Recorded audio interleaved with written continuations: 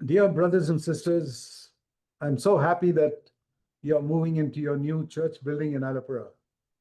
പ്രിയ സഹോദരി സഹോദരന്മാരെ, നിങ്ങൾ ആലപ്പുഴയിലുള്ള പുതിയ സഭാ ബിൽഡിങ്ങിലേക്ക് മാറുന്നു എന്നുള്ളത് എനിക്ക് വളരെ സന്തോഷമുണ്ട്. This is God's doing from the beginning till the end. ഇത് തുടക്കം മുതൽ അവസാനം വരെയും ദൈവത്തിന്റെ പ്രവൃത്തിയാണ്. So I thought we could think something about God's building from the Bible. അതുകൊണ്ട് ഞാൻ ചിന്തിച്ചു ദൈവത്തിന്റെ ഒരു പണിയെക്കുറിച്ച് ബൈബിളിൽ നിന്ന് പറയാമെന്ന്. That building that you're sitting in is just a physical building. It has no value before God. നിങ്ങൾ ഇരിക്കുന്ന ആ ഒരു കെട്ടിടം അത് ഒരു ഭൗതികമായിട്ടുള്ള കെട്ടിടം മാത്രമാണ്, അതിന് ദൈവത്തിന് മുമ്പിൽ വിലയൊന്നുമില്ല. Because that will perish when Christ comes. കാരണം ക്രിസ്തു വരുമ്പോൾ അതെല്ലാം നശിച്ചു പോകും. But all of you are sitting inside, that is the real building God is building. എന്നാൽ അതിന്റെ ഉള്ളിലിരിക്കുന്ന നിങ്ങൾ എല്ലാവരുമാണ് ദൈവം പണിയുന്ന യഥാർത്ഥ കെട്ടിടം. So just like your building looks so beautiful now, this inner building that is all of you people must look more beautiful. ഈ നിങ്ങൾ ഇരിക്കുന്ന ഈ കെട്ടിടം പുറമേ നിന്ന് വളരെ മനോഹരമായിട്ട് കാണുന്നത് പോലെ അകമയുള്ള നിങ്ങളുടെ ആ കെട്ടിടങ്ങളും വളരെ മനോഹരമായി തീരണം. So I want to turn first of all to 1 Corinthians 3 and verse 9. ആദ്യമായിട്ട് ഞാൻ 1 കൊരിന്ത്യർ 3:9 വാക്യത്തിലേക്ക് തിരിയാൻ ആഗ്രഹിക്കുന്നു. There we read, we are God's fellow workers and you are God's field, God's building. അവിടെ നാം വായിക്കുന്നത്, ഞങ്ങൾ ദൈവത്തിന്റെ കൂട്ടുവേലക്കാർ, നിങ്ങൾ ദൈവത്തിന്റെ കൃഷി, ദൈവത്തിന്റെ ഗൃഹനിർമ്മാണം. And then it goes on to say, according to the grace of God, I laid a good foundation as a master builder. തുടർന്ന് പറയുന്നത്, എനിക്ക് ലഭിച്ച ദൈവകൃപയ്ക്ക് ഒത്തവണ്ണം ഞാൻ ജ്ഞാനമുള്ള ഒരു പ്രധാന ശില്പിയായി അടിസ്ഥാനമിട്ടിരിക്കുന്നു. But all of you are building on it. എന്നാൽ നിങ്ങൾ എല്ലാവരും അതിന്റെ പുറമെ പണിയുകയാണ്. Now the foundation is Jesus Christ, verse 11. എന്നാൽ അതിന്റെ അടിസ്ഥാനം യേശുക്രിസ്തുവാണ്, 11 വാക്യം. But now you and I are building on that foundation. എന്നാൽ ഇപ്പോൾ നിങ്ങളും ഞാനും ആ അടിസ്ഥാനത്തിന്റെ മേളിൽ പണിയുകയാണ്. And that is with our life and our words. അത് നമ്മുടെ ജീവിതത്തിലൂടെയും നമ്മുടെ വാക്കുകളിലൂടെയും ഒക്കെയാണ്. And it says here, he uses a picture. You can build, verse 12, with gold, silver and precious stones, or with wood, hay and straw. ഇവിടെ 12 വാക്യത്തിൽ ഒരു ചിത്രം പറയുകയാണ്. ആ അടിസ്ഥാനത്തിന്മേൽ ആരെങ്കിലും പൊന്ന്, വെള്ളി, വിലയേറിയ കല്ല്, മരം, പുല്ല്, വൈക്കോൽ എന്നിവ പണിയുന്നു. And every man's work will one day, verse 13, be tested by fire, and the fire will test the quality of the work. 13 വാക്യം പറയുന്നത്, അവനവന്റെ പ്രവൃത്തി വെളിപ്പെട്ടു വരും, ആ ദിവസം അതിനെ തെളിവാക്കും, അത് തീയോടെ വെളിപ്പെട്ടു വരും. And if a man's, verse 14, if a man's work remains, he receives a reward. 14 വാക്യത്തിൽ, ഒരുത്തൻ പണിത പ്രവൃത്തി നിലനിൽക്കുമെങ്കിൽ അവന് പ്രതിഫലം കിട്ടും. If a man's work is burnt up, he will suffer loss even if he is saved. 15 വാക്യത്തിൽ, ഒരുത്തന്റെ പ്രവൃത്തി വെന്തുപോയെങ്കിൽ അവന് ഛേദം വരും, താനോ രക്ഷിക്കപ്പെടും. Now it's a very, you say, if you read that, oh, I will be saved, so it doesn't matter how I build. നിങ്ങൾ ഇത് വായിച്ചിട്ട് പറയാണ്, ഓ ഞാൻ രക്ഷിക്കപ്പെടും, അതുകൊണ്ട് ഞാൻ പണിയുന്നതിന് കാര്യമില്ല എന്ന് പറഞ്ഞാൽ, then I would say you are a thoroughly ungrateful Christian. അങ്ങനെയെങ്കിൽ ഞാൻ പറയുന്നു, നിങ്ങൾ വളരെ നന്ദിയില്ലാത്ത ഒരു ക്രിസ്ത്യാനിയാണ്. That means you're not grateful for what Jesus has done, that you want to build something for him here on this earth. കാരണം നിങ്ങൾ കർത്താവ് നിങ്ങൾക്ക് വേണ്ടി ചെയ്ത, യേശു നിങ്ങൾക്ക് വേണ്ടി ചെയ്ത കാര്യത്തെക്കുറിച്ച് നന്ദിയില്ലാത്തവരാണ്. അതുകൊണ്ട് നിങ്ങൾ കർത്താവിന് വേണ്ടി ഇവിടെ ഒന്നും പണിയാൻ ആഗ്രഹിക്കുന്നില്ല. See, the difference between our church and other churches is this. നമ്മുടെ സഭയും മറ്റു സഭകളും തമ്മിലുള്ള വ്യത്യാസം ഇതാണ്. One difference. ഒരു വ്യത്യാസം. We are not saying we are better than other people. നാം മറ്റുള്ളവരെക്കാൾ വളരെ മെച്ചപ്പെട്ടവരാണെന്ന് നാം അവകാശപ്പെടുന്നില്ല. We will never say that because God is the judge. നാം ഒരിക്കലും അങ്ങനെ പറയുകയില്ല, കാരണം ദൈവമാണ് ന്യായം വിധിക്കുന്നവൻ. But what we do say is we are preaching certain things in the New Testament other people are not preaching. എന്നാൽ നാം ഇത് പറയുന്നു, നാം പുതിയ നിയമത്തിലെ ചില കാര്യങ്ങൾ പ്രസംഗിക്കുന്നു, എന്നാൽ മറ്റുള്ളവർ അത് പ്രസംഗിക്കുന്നില്ല എന്നുള്ളത്. Why are they not preaching it? അവരെന്തുകൊണ്ടാണ് അത് പ്രസംഗിക്കാത്തത്? Because it is unpopular. A lot of people will get offended and leave the church. കാരണം അത് വലിയ ജനപ്രിയമുള്ളതല്ല. പല ആളുകളും മുറിപ്പെട്ട് സഭ വിട്ടുപോവുകയും ചെയ്യും. We are not afraid when people leave our church. എന്നാൽ നമ്മുടെ സഭയിൽ നിന്ന് ആളുകൾ വിട്ടുപോകുന്നതിൽ നാം ഭയപ്പെടുന്നില്ല. I remember seeing house construction in Bangalore. ഞാൻ ബാംഗ്ലൂരിൽ വീട് പണിയുന്നത് ഞാൻ കണ്ടിട്ടുണ്ട്. When they were building the walls with bricks. അവര് ഇഷ്ടിക കൊണ്ട് അതിന്റെ ഭിത്തി പണിയുന്നു. And the mason will be sitting on a ledge at a certain height. അത് ആ പണിയുന്ന മേസ്തിരി ഒരു സ്റ്റാൻഡിന് മേളിൽ ഒരു പൊക്കത്തിൽ ഇരിക്കുന്നു. And the people from the down will pass up one brick to him. താഴെ നിന്ന് ആളുകള് ഇഷ്ടികകള് കൈമാറി കൊടുക്കുന്നു. So he will take each brick and tap it with his weapon, and sometimes he'll throw it away. I don't want that. മേസ്തിരി ഓരോ ഇഷ്ടിക എടുത്തിട്ട് അത് കൊട്ടി നോക്കുന്നു തന്റെ ആയുധം വെച്ച്. ചില സമയത്ത് അത് വേണ്ട എന്ന് പറഞ്ഞ് അത് എറിഞ്ഞു കളയുന്നു. And if it's a good brick, he'll take and put it in the wall. നല്ല ഇഷ്ടികയാണെങ്കിൽ അത് ആ ഭിത്തിയിൽ വെക്കുന്നു. So when I saw that, I saw this is how Jesus is also going to examine. അത് കണ്ടപ്പോൾ ഞാൻ കണ്ടത് ഇതാണ്, ഇങ്ങനെയാണ് യേശുവും നമ്മെ പരിശോധിക്കാൻ പോകുന്നത്. He sees every brick is not fit to be put in the building because it's not a good strong brick. എല്ലാ ഇഷ്ടികകളും ആ കെട്ടിടത്തിൽ ഉൾപ്പെടുത്താൻ കഴിയില്ല, കാരണം അതെല്ലാം നല്ല ഉറപ്പുള്ളതല്ല. You must be a good brick to be built into the church of Jesus Christ. നാം യേശുക്രിസ്തുവിന്റെ സഭയിൽ പണിയപ്പെടേണ്ടതിന് നല്ല ഒരു ഇഷ്ടികയായിരിക്കണം. For that, first of all, you must be born again. അതിന് ആദ്യമായിട്ട് നാം വീണ്ടും ജനിക്കണം. Being born in a Christian family is no use. ഒരു ക്രിസ്തീയ കുടുംബത്തിൽ ജനിക്കുന്നത് കൊണ്ട് പ്രയോജനമില്ല. We must come to Jesus and repent of all the sins we have committed. നാം യേശുവിലേക്ക് വന്നിട്ട് നാം ചെയ്ത എല്ലാ പാപങ്ങളെ കുറിച്ചും മാനസാന്തരപ്പെടണം. And say, Lord, I really want to give up all those sins. കർത്താവേ, ഈ പാപങ്ങളെല്ലാം വിട്ടുകളയാൻ ഞാൻ ആഗ്രഹിക്കുന്നു എന്ന് പറയണം. I believe you died for me on the cross. കർത്താവേ, അങ്ങ് എനിക്ക് വേണ്ടി കാൽവരിയിൽ മരിച്ചു എന്ന് ഞാൻ ക്രൂശിൽ മരിച്ചു എന്ന് വിശ്വസിക്കുന്നു. You took my punishment. അങ്ങ് എന്റെ ശിക്ഷ ഏറ്റെടുത്തു. You rose up from the dead. അങ്ങ് മരിച്ചവരിൽ നിന്ന് ഉയർത്തെഴുന്നേറ്റു. Now come into my heart. ഇപ്പോൾ എന്റെ ഹൃദയത്തിലേക്ക് വരണമേ. Forgive me and blot out my past with your blood. എന്നോട് ക്ഷമിച്ച് എന്റെ പഴയ കാര്യങ്ങൾ എല്ലാം അങ്ങയുടെ രക്തത്താൽ കഴുകണമേ. That is only the beginning of the Christian life. അത് ക്രിസ്തീയ ജീവിതത്തിന്റെ ആരംഭം മാത്രമേ ഉള്ളൂ. It says here, on that foundation, everybody must be careful what type of building he builds on the foundation. ഇവിടെ പറയുന്നത് ആ അടിസ്ഥാനത്തിന്മേൽ നാം പണിയുന്നത് എങ്ങനെയുള്ള കെട്ടിടമാണെന്നുള്ളതിനെ കുറിച്ച് നാം ശ്രദ്ധയുള്ളവരായിരിക്കണമെന്ന്. So if you have only accepted Christ, നാം ക്രിസ്തുവിനെ സ്വീകരിക്കുക മാത്രമേ ചെയ്തിട്ടുള്ളെങ്കിൽ, then you will be like a man described in Luke chapter 14. അങ്ങനെയെങ്കിൽ നാം ലൂക്കോസ് 14 പറഞ്ഞിരിക്കുന്ന വ്യക്തിയെ പോലെയാണ്.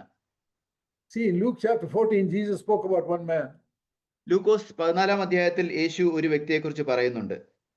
Verse 28 to 30. 28 മുതൽ 30 വാക്യം വരെയാണ്. Luke 14, verse 28 to 30. ലൂക്കോസ് 14 28 മുതൽ 30 വരെയുള്ള വാക്യങ്ങൾ. Please read it, Janesh. നിങ്ങളിൽ ആരെങ്കിലും ഒരു ഗോപുരം പണിയുവാൻ ഇച്ഛിച്ചാൽ ആദ്യം ഇരുന്ന് അത് തീർക്കുവാൻ വകയുണ്ടോ എന്ന് കണക്ക് നോക്കുന്നില്ലയോ? അല്ലെങ്കിൽ അടിസ്ഥാനമിട്ട ശേഷം തീർക്കുവാൻ വകയില്ല എന്ന് വന്നേക്കാം. കാണുന്നവർ എല്ലാം ഈ മനുഷ്യൻ പണിയുവാൻ തുടങ്ങി, തീർക്കുവാനോ വകയില്ല എന്ന് പരിഹസിക്കുമല്ലോ. What is this a picture of? He laid a foundation. ഇതെന്തിന്റെ ചിത്രമാണ്? അദ്ദേഹം ഒരു അടിസ്ഥാനമിട്ടു. That means he accepted Christ. അതിന്റെ അർത്ഥം അദ്ദേഹം കർത്താവിനെ സ്വീകരിച്ചു എന്നാണ്. But he did not live a godly life after that. അതിനുശേഷം ഒരു ദൈവഭക്തിയുള്ള ജീവിതം നയിച്ചില്ല. And what is the reason? അതിന്റെ കാരണം എന്താണ്? in this passage from verse 26 to 33, he's talking about being a disciple. ഈ 24 മുതൽ 26 മുതൽ 33 വരെ ശിഷ്യത്വത്തെ കുറിച്ചാണ് യേശു പറയുന്നത്. Verse 26, you must love Jesus more than all your family members. 26-ാം വാക്യത്തിൽ നിങ്ങൾ നിങ്ങളുടെ കുടുംബാംഗങ്ങളെക്കാൾ എല്ലാം അധികമായി കർത്താവിനെ യേശുവിനെ സ്നേഹിക്കണം. That is the number one condition of discipleship. അത് ശിഷ്യത്വത്തിന്റെ ഒന്നാമത്തെ വ്യവസ്ഥയാണ്. So if you don't follow that, then you will never be able to build the wall. You'll only build a foundation. അത് നിങ്ങൾ പിൻപറ്റുന്നില്ലെങ്കിൽ നിങ്ങൾക്ക് അടിസ്ഥാനത്തിന്റെ മുകളിൽ ഭിത്തി പണിയുവാൻ കഴിയുകയില്ല. Think of this building you're sitting in now. If it only had a foundation, will you come and sit here? നിങ്ങൾ ഇപ്പൊ ആയിരിക്കുന്ന ആ കെട്ടിടത്തെ കുറിച്ച് ചിന്തിക്കുക. അതിനൊരു അടിസ്ഥാനം മാത്രമേ ഉള്ളൂ എങ്കിൽ അവിടെ നിങ്ങൾക്ക് വന്നിരിക്കാൻ കഴിയുമോ? When the rain and sun, everything will fall on you. അവിടെ കാറ്റും വെയിലും മഴയും എല്ലാം നിങ്ങളുടെ മേൽ വീഴും. So a Christian who has accepted the Lord but does not love Jesus more than everybody else is like that. യേശു കർത്താവിനെ സ്വീകരിച്ചിട്ട് മറ്റുള്ളവരെക്കാൾ അധികമായിട്ട് യേശുവിനെ സ്നേഹിക്കാത്ത ഒരു ക്രിസ്ത്യാനി അങ്ങനെയുള്ളവനാണ്. He's only got a foundation. അവനൊരു അടിസ്ഥാനം മാത്രമേ ഉള്ളൂ. So first of all, ask yourself this question. അതുകൊണ്ട് ആദ്യമായിട്ട് നിങ്ങളോട് തന്നെ ഈ ചോദ്യം നിങ്ങൾ ചോദിക്കുക. Can you honestly say, read verse 26, I love Jesus more than my father and mother? നിങ്ങൾക്ക് സത്യസന്ധമായിട്ട് പറയാൻ കഴിയുമോ എൻ്റെ അപ്പനെയും അമ്മയെക്കാൾ ഒക്കെ 26-ാം വാക്യം പ്രകാരം യേശുവിനെ ഞാൻ സ്നേഹിക്കുന്നുവെന്ന്? And next, I love Jesus more than my wife and children. അതിനുശേഷം എൻ്റെ ഭാര്യയെയും മക്കളെക്കാളും അധികമായിട്ട് യേശുവിനെ സ്നേഹിക്കുന്നു. And I love Jesus more than my brothers and sisters. എൻ്റെ സഹോദരന്മാരെയും സഹോദരികളെയും അധികമായിട്ട് യേശുവിനെ ഞാൻ സ്നേഹിക്കുന്നു. And I love Jesus more than my own life. എൻ്റെ സ്വന്തം ജീവനെയും കൂടെ ക്കാളും അധികമായിട്ട് യേശുവിനെ ഞാൻ സ്നേഹിക്കുന്നു. Then you can be a brick in the building. അങ്ങനെയെങ്കിൽ ആ കെട്ടിടത്തിലെ ഒരു ഇഷ്ടികയായി തീരുവാൻ നിങ്ങൾക്ക് കഴിയും. The next condition. അടുത്ത വ്യവസ്ഥ Verse 27. 27-ാം വാക്യം. You must take up your cross, die to yourself every day and follow Jesus. നിങ്ങൾ എല്ലാ ദിവസവും ക്രൂശ് എടുത്ത് നിങ്ങളെ തന്നെ നിങ്ങൾ മരിച്ചുകൊണ്ട് എൻ്റെ പിന്നാലെ വരണം. If you're not willing to die to yourself every day, you will never be a brick in the building. നിങ്ങളുടെ സ്വയത്തിൽ എല്ലാ ദിവസവും മരിക്കുവാൻ നിങ്ങൾ തയ്യാറല്ലെങ്കിൽ ആ കെട്ടിടത്തിലെ ഇഷ്ടികയായി തീരുകയില്ല. What does it mean to die to yourself every day? നിങ്ങളുടെ സ്വയത്തിന് എല്ലാ ദിവസവും മരിക്കുക എന്ന് പറഞ്ഞാൽ എന്താണ് അർത്ഥം? That means if your wife gets angry with you, you act like a dead man. You don't reply. അതിന്റെ അർത്ഥം നിങ്ങളുടെ ഭാര്യ നിങ്ങളോട് കോപിച്ചാൽ നിങ്ങൾ ഒരു മരിച്ച വ്യക്തിയെ പോലെ മറുപടി പറയാതിരിക്കുക എന്നുള്ളതാണ്. And if your husband gets angry with you, you as a wife be like a dead woman and don't reply. നിങ്ങളുടെ ഭർത്താവ് നിങ്ങളോട് കോപിച്ചാൽ ഭാര്യ എന്ന നിലയിൽ നിങ്ങൾ ഒരു മരിച്ച സ്ത്രീ ആയിട്ട് മറുപടി പറയാതിരിക്കുന്നത്. That is the meaning of taking up the cross. അതാണ് ക്രൂശ് എടുക്കുന്നതിന്റെ അർത്ഥം. But in the death of the cross, there's also a resurrection. എന്നാൽ ആ ക്രൂശിലെ മരണത്തിന് ശേഷം ഒരു ഉയർത്തെഴുന്നേൽപ്പുമുണ്ട്. So it's not just that you keep quiet. അത് അവിടെ നിങ്ങൾ മിണ്ടാതിരിക്കുക എന്നത് മാത്രമല്ല. But you can smile at your partner and love him. എന്നാൽ നിങ്ങൾ നിങ്ങളുടെ പങ്കാളിയോട് ചിരിച്ചുകൊണ്ട് അവരെ സ്നേഹിക്കാനും കഴിയണം. Think of this. Your husband or wife is shouting at you. ഇത് ചിന്തിക്കുക, നിങ്ങളുടെ ഭാര്യയോ ഭർത്താവോ നിങ്ങളോട് കോപിക്കുന്നു. And you don't put a long face. നിങ്ങൾക്ക് ഒരു വാടിയ മുഖം കാണിക്കുന്നില്ല. And you don't go away. നിങ്ങൾ അവിടുന്ന് മാറിപ്പോകുന്നില്ല. And you stand there and say, my dear, I still love you. നിങ്ങൾ അവിടെ തന്നെ നിന്നുകൊണ്ട് പറയുന്നു, എൻ്റെ പ്രിയ, ഞാൻ സ്നേഹിക്കുന്നു. I'm sorry for anything I did that hurt you. ഞാൻ അങ്ങേ മുറിപ്പെടുത്തിയ കാര്യത്തിന് എന്നോട് ക്ഷമിക്കണം. Please forgive me. എനിക്ക് ദുഃഖമുണ്ട്, എന്നോട് ക്ഷമിക്കണം. Then you're dying to yourself. അങ്ങനെയെങ്കിൽ നിങ്ങൾ നിങ്ങളുടെ സ്വയത്തിന് മരിക്കുകയാണ്. If you don't die to yourself, you will say something back in an angry way. എന്നാൽ നിങ്ങൾ സ്വയത്തിന് മരിക്കുന്നില്ലെങ്കിൽ നിങ്ങൾ കോപത്തോടെ മറുപടി പറയുകയാണ് ചെയ്യുന്നത്. That's the second condition. അതാണ് രണ്ടാമത്തെ വ്യവസ്ഥ. The third condition is in verse 33. മൂന്നാമത്തെ വ്യവസ്ഥ 33-ാം വാക്യത്തിലാണ്. You cannot be my disciple if you don't give up all your possessions. നിങ്ങൾ ആരെങ്കിലും തനിക്കുള്ളതൊക്കെയും വിട്ടുപരിയുന്നില്ല എങ്കിൽ അവൻ എൻ്റെ ശിഷ്യനായിരിക്കുവാൻ കഴിയുകയില്ല. Now, possession means something I hold on to tightly. തനിക്കുള്ളത് എന്ന് പറയുന്നത് ഞാൻ മുറുകെ പിടിക്കുന്ന എന്തോ ഒന്നാണ്. Here is a cell phone I've got in my hand. ഇവിടെ ഇതാ എൻ്റെ കയ്യിൽ ഒരു സെൽഫോൺ ഉണ്ട്. If I possess it like this is mine. അത് ഞാൻ മുറുകെ പിടിക്കുകയാണെങ്കിൽ അത് എൻ്റെതാണ്. That is a possession. അതാണ് എനിക്കുള്ളത് എന്ന് പറയുന്നത്. To give up that possessive attitude is to open my palm. ആ മുറുകെ പിടിക്കുന്ന ആ മനോഭാവം വിട്ടുകളെ എന്നാൽ എൻ്റെ കൈ തുറന്നു വെക്കുക എന്നുള്ളതാണ്. I'm not giving this away to anybody. ഞാൻ ഇത് മറ്റാർക്കും കൊടുക്കുന്നതല്ല. But I'm saying, Lord, this is yours. എന്നാൽ ഞാൻ പറയുന്നത് കർത്താവേ ഇത് അങ്ങയുടേതാണ്. If you want, you can take it away. അങ്ങേക്ക് ഇത് ആവശ്യമെങ്കിൽ ഇത് എടുത്തു മാറ്റാം. I'm not talking only about a phone. I'm talking about your house, your money and everything. ഞാനൊരു ഫോണിനെ കുറിച്ച് മാത്രമല്ല പറയുന്നത്, വീടും പണവും അത് എല്ലാ കാര്യങ്ങളും അതിൽ ഉൾപ്പെടുന്നതാണ്. You can hold it tight and say, this is mine.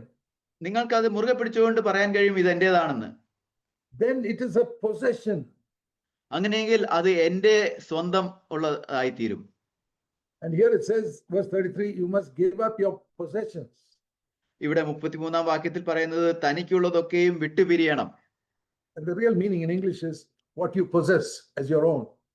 അതിന്റെ യഥാർത്ഥത്തിലുള്ള അർത്ഥം എന്ന് പറയുന്നത് നിങ്ങൾ മുറുകെ പിടിക്കുന്ന, നിങ്ങളുടെ സ്വന്തമായിട്ട് നിങ്ങൾ മുറുകെ പിടിക്കുന്ന കാര്യങ്ങൾ. You can have it, the house is in your name, the bank account is in your name, but you say, Lord, it is yours. My house is yours, my money is yours. നിങ്ങൾക്ക് അത്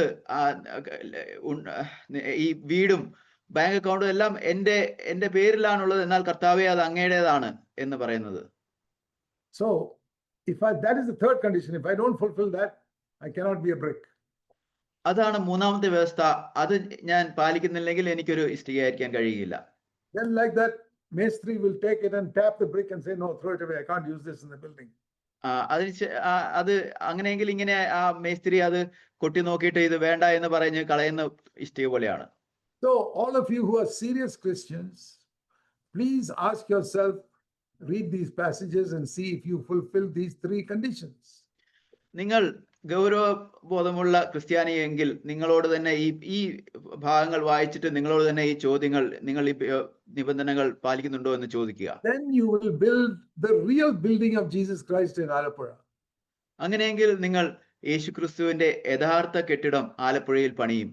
Or Kottayam or anywhere. അല്ലെങ്കിൽ കോട്ടയത്തോ എവിടെയും.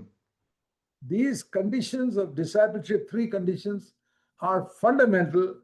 Otherwise, you will be like Jesus said, the foolish man who built only a foundation.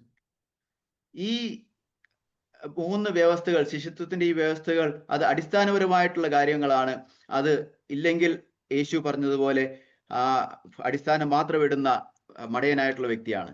So there is a price to be paid to follow the Lord. അതുകൊണ്ട് കർത്താവിനെ പിൻപറ്റുവാനായിട്ട് ഒരു വില കൊടുക്കേണ്ടതുണ്ട്. And that is what we read in this man in verse 28. He did not calculate what is the price, and that started to build the building. അതാണ് ഈ വ്യക്തിയെക്കുറിച്ച് 28-ാം വാക്യത്തിൽ പറയുന്നത്. തനിക്ക് തീർക്കുവാൻ വകയുണ്ടോ എന്ന് അദ്ദേഹം കണക്ക് നോക്കിയിട്ടില്ല. So many people, when they hear the gospel, they don't think of these three conditions. പല ആളുകളും ഒരു സുവിശേഷം കേൾക്കുമ്പോൾ ഈ വ്യവസ്ഥകളെ കുറിച്ച് ചിന്തിക്കുന്നില്ല. And they say, okay, I have accepted Christ. They only think of going to heaven. അവർ പറയും, ഞാൻ ക്രിസ്തുവിനെ സ്വീകരിച്ചു, ഇനി സ്വർഗത്തിലേക്ക് പോകുന്ന കാര്യം മാത്രമേ ചിന്തിക്കുന്നുള്ളൂ. Let me tell you something which is different from what other preachers preach. ഞാൻ നിങ്ങളോട് മറ്റ് പ്രസംഗകർ പ്രസംഗിക്കുന്നതിൽ നിന്നും വ്യത്യസ്തമായിട്ടൊരു കാര്യം പറയട്ടെ. Jesus did not come to take us to heaven. യേശു നമ്മെ സ്വർഗത്തിലേക്ക് കൊണ്ടുപോകാൻ വേണ്ടിയല്ല വന്നത്. Does that surprise you? അത് നിങ്ങൾക്ക് ആശ്ചര്യമായി തോന്നുന്നുണ്ടോ? Jesus did not come to save us from hell. യേശു നമ്മെ നരകത്തിൽ നിന്നും രക്ഷിക്കുവാൻ വേണ്ടിയല്ല വന്നത്. That is the gospel many other people are preaching. അങ്ങനെയുള്ള സുവിശേഷമാണ് മറ്റു പലരും പ്രസംഗിക്കുന്നത്. In CFC we preach that Jesus came to make us his disciples. എന്നാൽ CFCയിൽ നമ്മൾ പ്രസംഗിക്കുന്നത് യേശു വന്നത് നമ്മെ തന്റെ ശിഷ്യന്മാരാക്കുവാൻ വേണ്ടിയാണെന്നാണ്. What does a disciple mean? ഒരു ശിഷ്യൻ എന്നാൽ അർത്ഥം എന്താണ്? One who follows Jesus. യേശുവിനെ പിൻപറ്റുന്നവൻ. What does it mean to follow him? യേശുവിനെ പിൻപറ്റുക എന്നാൽ അതിന്റെ അർത്ഥം എന്താണ്? That means we look at his footsteps and put our feet in those footsteps and go behind him. അതിന്റെ അർത്ഥം നാം തന്റെ കാലടികളെ നോക്കി ആ കാൽപാദങ്ങളുടെ പുറകെ പോകുന്നതാണ്. Those are the only people who are disciples. അങ്ങനെയുള്ളവർ മാത്രമാണ് ശിഷ്യന്മാർ. Their goal in life is not to go to heaven. Their goal in life is to follow Jesus on this earth. അവരുടെ ലക്ഷ്യം സ്വർഗത്തിൽ പോകുക എന്നുള്ളതല്ല, അവരുടെ ലക്ഷ്യം യേശുവിനെ ഈ ഭൂമിയിൽ പിൻപറ്റുക എന്നുള്ളതാണ്. Okay, now I want to ask all of you who are sitting here. ഇപ്പോൾ നിങ്ങളോട് എവിടെ ഇരിക്കും നിങ്ങളോട് ഞാൻ ഒരു ചോദ്യം ചോദിക്കട്ടെ. What is your goal? Are you thinking of going to heaven when you die, or you're thinking of following Jesus now in your earthly life? നിങ്ങളുടെ ലക്ഷ്യം എന്താണ്? നിങ്ങൾ മരിച്ചതിന് ശേഷം സ്വർഗത്തിൽ പോകുക എന്നുള്ളതാണോ, അതോ ഇപ്പോൾ നിങ്ങൾ യേശുവിനെ ഭൂമിയിൽ പിൻപറ്റുക എന്നുള്ളതാണോ? That is the difference between Babylon and Jerusalem. അതാണ് ബാബിലോണും യെരുശലേമും തമ്മിലുള്ള വ്യത്യാസം. See, the Bible speaks about these two buildings. ഈ രണ്ട് കെട്ടിടങ്ങളെ കുറിച്ച് ബൈബിൾ പറയുന്നുണ്ട്. Babylon is a harlot, we read in Revelation 17. വെളിപ്പാട് 17 നാം വായിക്കുന്നത് ബാബിലോൺ എന്നുള്ളത് വേശ്യയാണ് എന്ന്. And Jerusalem is the bride of Christ. യെരുശലേം യേശുക്രിസ്തുവിന്റെ മണവാട്ടിയാണ്. Please turn with me to Revelation 17. വെളിപ്പാട് 17ലേക്ക് തിരിയാം നമുക്ക്.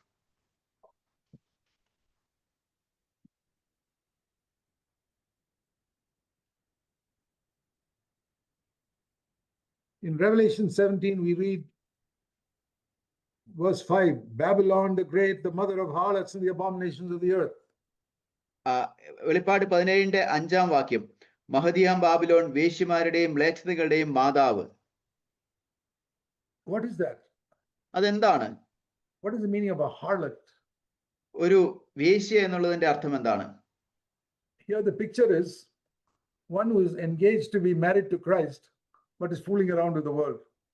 അവിടുത്തെ ചിത്രം ക്രിസ്തുവുമായിട്ട് വിവാഹം നിശ്ചയിക്കപ്പെട്ട ഒരു വ്യക്തി ലോകത്തുമായിട്ട് ഇടപഴകി പോകുന്നതായിട്ട്. See, the Bible pictures our relationship to Christ as a bride to a bridegroom. Bible നമ്മുടെ ക്രിസ്തുവുമായിട്ടുള്ള ബന്ധത്തെ ചിത്രീകരിക്കുന്നത് ഒരു മണവാളനും മണവാട്ടിയും എന്നുള്ളതാണ്. Not husband and wife. ഭാര്യയും ഭർത്താവും അല്ല. Because we are not yet married. The marriage is when Jesus will come. ഇപ്പോൾ നാം വിവാഹം കഴിച്ചിട്ടില്ല, കാരണം യേശു വരുമ്പോഴാണ് വിവാഹം നടക്കുന്നത്. So until we are married, we are the bride, not the wife. ആ വിവാഹം നടക്കുന്നത് വരെ നാം മണവാട്ടിയാണ്, ഭാര്യയല്ല. So in Revelation, you read that one day Jesus will come and will marry his bride. വെളിപ്പാടിൽ നാം വായിക്കുന്നത് ഒരു ദിവസം യേശു വന്ന് തന്റെ മണവാട്ടിയെ വിവാഹം കഴിക്കും. But if during the earthly time, this engaged bride fools around with the world, it will be a harlot.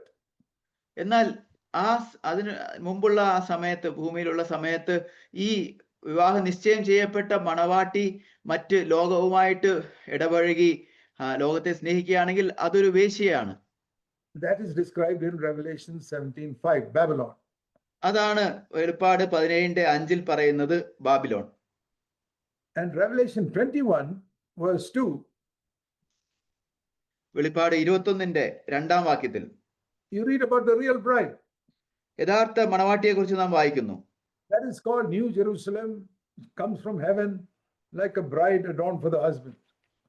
അതാണ് പുതിയ യെരുശലേം, വിശുദ്ധ നഗരം, ഭർത്താവിനായി അലങ്കരിച്ചിട്ടുള്ള മണവാട്ടിയെ പോലെ ഒരുങ്ങി സ്വർഗത്തിൽ നിന്ന് വരുന്നു. The harlot is a person who has accepted Christ but is only interested in the things of this earth. ഈ വേശ്യ എന്നുള്ളത് കർത്താവിനെ സ്വീകരിച്ച ഒരു വ്യക്തിയാണ്, എന്നാൽ ലോകത്തിന്റെ കാര്യത്തിൽ മാത്രം താല്പര്യമുള്ളവളായിട്ട് ഇരിക്കുന്നവൾ. It's not talking about worldly people. അത് ലോകത്തിലെ ആളുകളെ കുറിച്ചല്ല പറയുന്നത്. Worldly people are not even engaged to Christ. They are connected to the devil.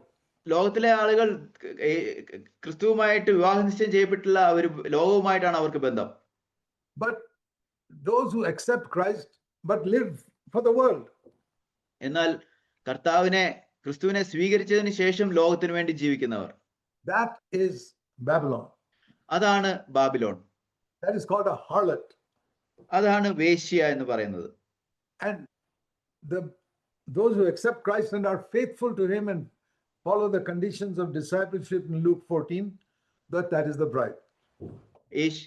ക്രിസ്തുവിനെ സ്വീകരിച്ച് കർത്താവിനോട് വിശ്വസ്തനായിട്ട് ലൂക്കോസ് 14 പറയുന്ന ശിഷ്യത്വത്തിന്റെ വ്യവസ്ഥകൾ അനുസരിക്കുന്നവരെ കുറിച്ചാണ് ഇവിടെ മണവാട്ടി എന്ന് പറയുന്നത് 21-ാം വാക്യത്തിൽ പുതിയ യെരൂശലേം.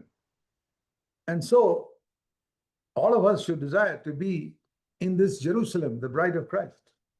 അതുകൊണ്ട് നാം എല്ലാവരും ക്രിസ്തുവിന്റെ മണവാട്ടിയായിട്ടുള്ള യെരൂശലേമിന്റെ ഭാഗമായി തീരുവാൻ നാം ആഗ്രഹിക്കണം.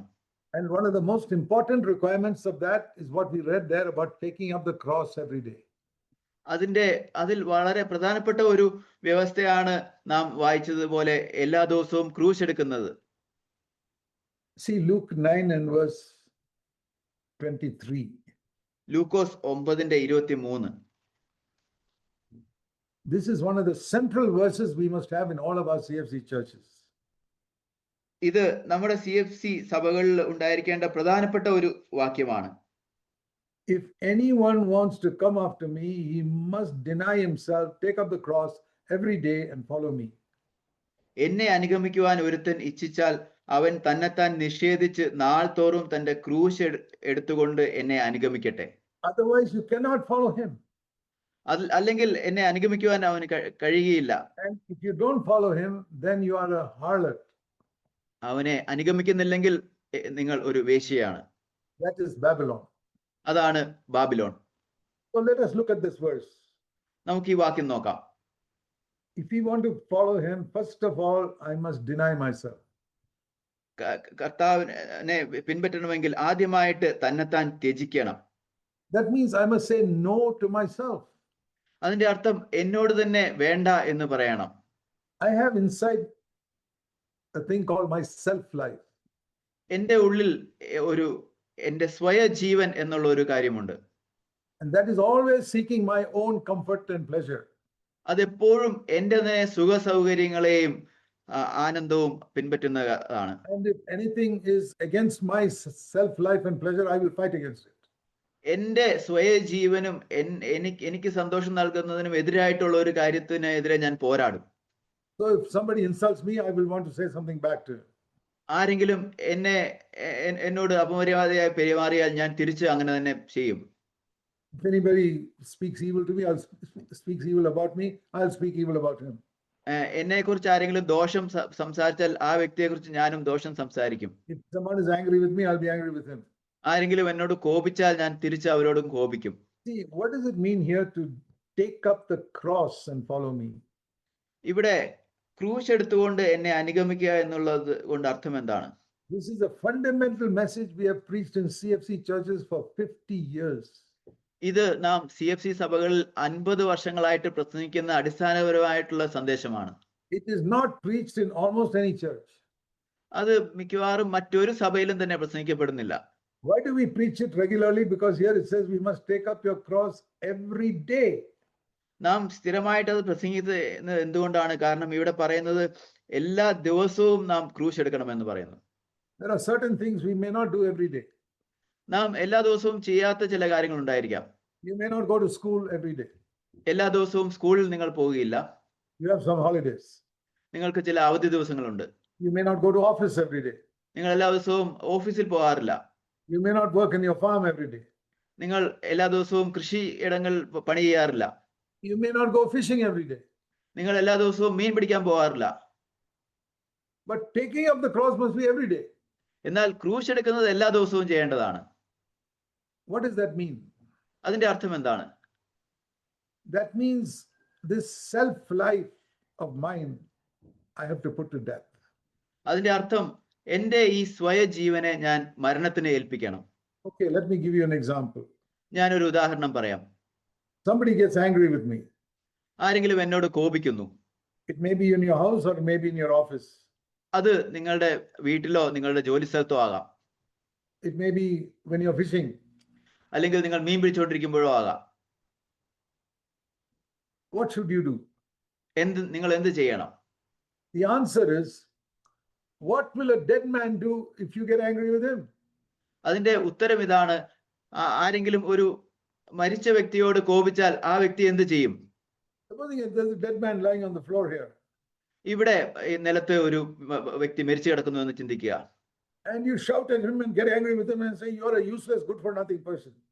ആ വ്യക്തിയോട് വളരെ അലറി സംസാരിക്കുന്നു. നീ ഒരു പ്രയോജനമില്ലാത്ത വ്യക്തിയാണ് എന്നൊക്കെ പറഞ്ഞ് അലറുന്നു.